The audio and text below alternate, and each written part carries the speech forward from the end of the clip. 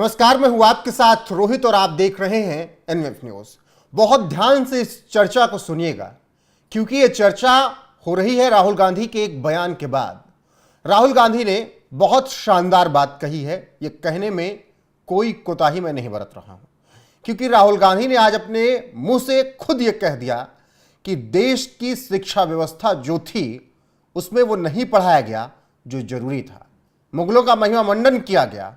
राहुल गांधी कहते हैं कि जब मैं पढ़ाई कर रहा था और उस दौरान मुझे दलितों और पिछड़ों का इतिहास पढ़ने के लिए नहीं मिला। अब राहुल गांधी किस दौर में पढ़ाई कर रहे थे? उन्हीं के पूर्वजों का दौर था, इंदिरा जी का, राजीव जी का, और नेहरू जी का कार्यकाल समाप्त हो चुका था। तो सोचिए कि सरकार जिनकी थी उन्होंने किस दिमाग के साथ देश के इतिहास के साथ खिलवाड़ कर दिया।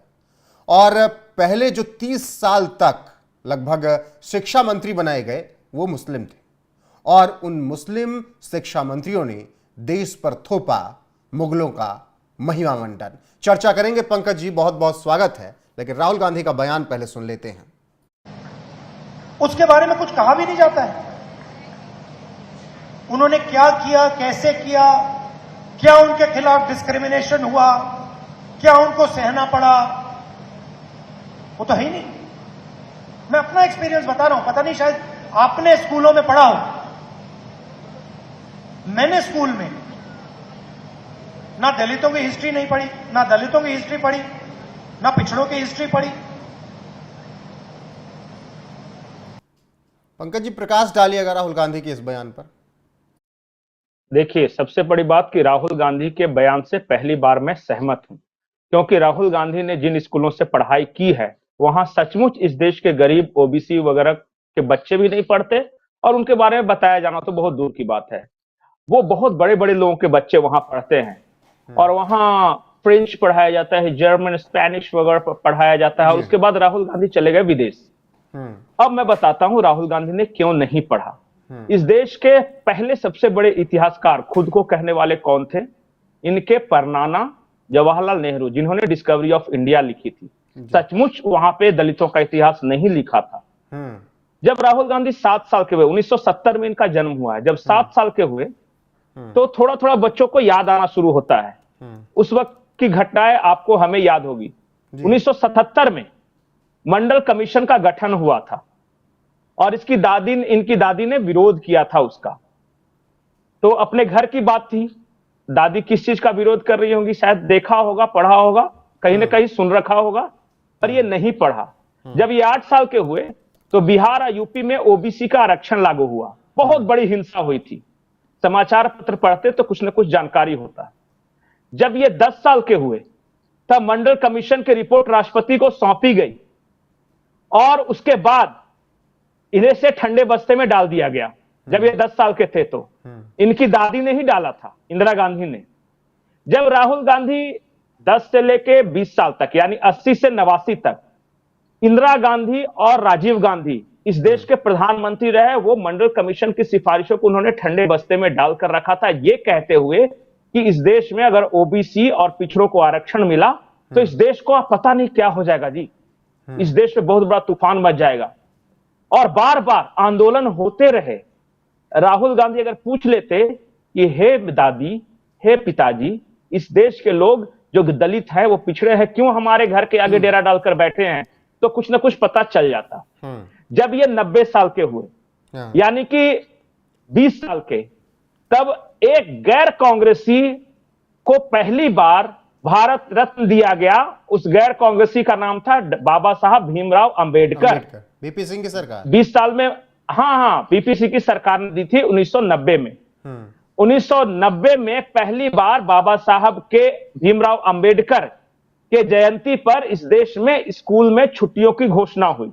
जब तक इनके परिवार का शासन रहा तब तक नहीं, बाबा साहब भीमराव अंबेडकर को कुछ नहीं दिया।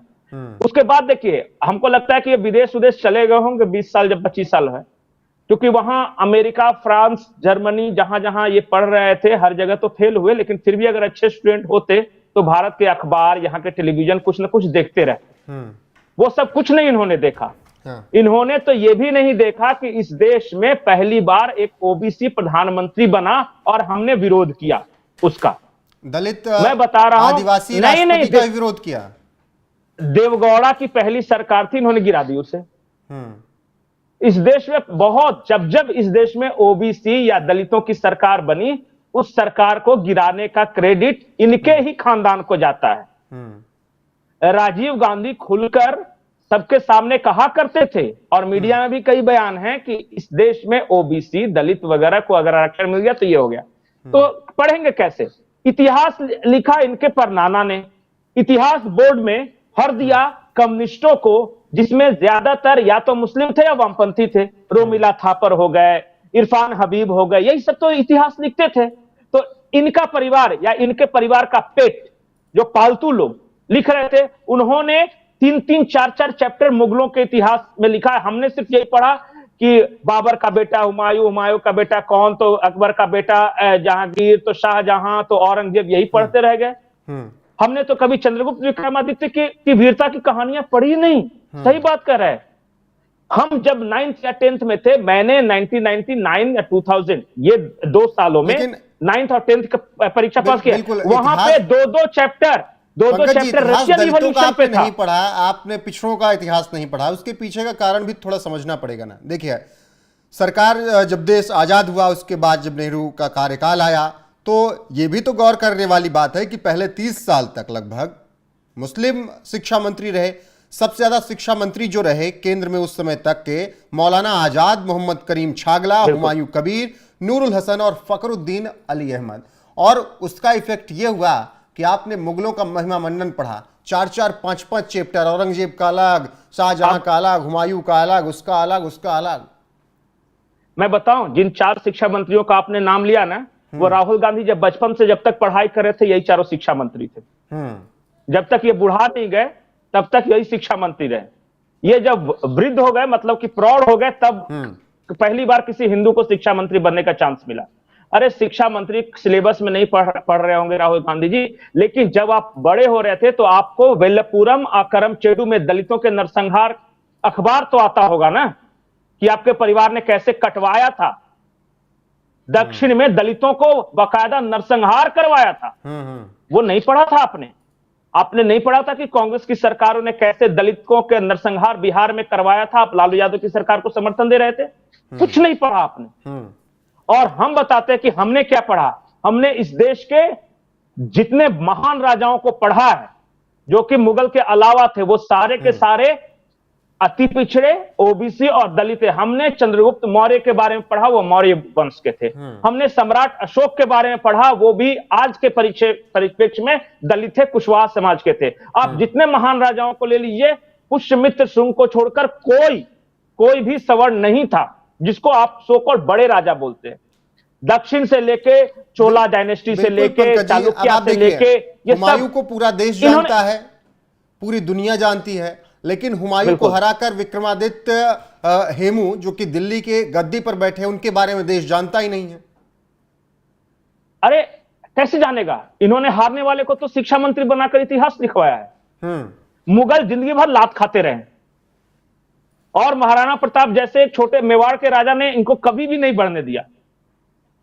ये बार बार बोलते हैं कि इनको एक ही चीज सिखाया गया है, अंग्रेजी स्कूल में पढ़े हैं ना ये, कॉन्वेंट में, और अंग्रेजों फिर चले गए अंग्रेजों के देश में। राहुल गांधी की पढ़ाई बात बताया कि राहुल गांधी की पढ़ाई का आप जिक्र कर रहे हैं पंकज जी, तो एक बार बता ही देता हूं। सेंट कोलंबस स्कूल, फिर गए दून स्कूल, फिर गए सेंट स्टीफन ईसाई का ये सारे ईसाइयों के स्कूल में पढ़े हैं। और मैं आपको बता देता हूं, जब शादी करने की बात आई ना, तो सोनिया गांधी किसी हिंदू के यहां अपनी बेटी दे सकती थी, लेकिन जानबूझकर रॉबर्ट वाड्रा को चुना। रॉबर्ट, आज भी इनके घर में ईसाई कल्चर फॉलो होता है, आज भी वेटिकन के सौगंध लेते हैं ये।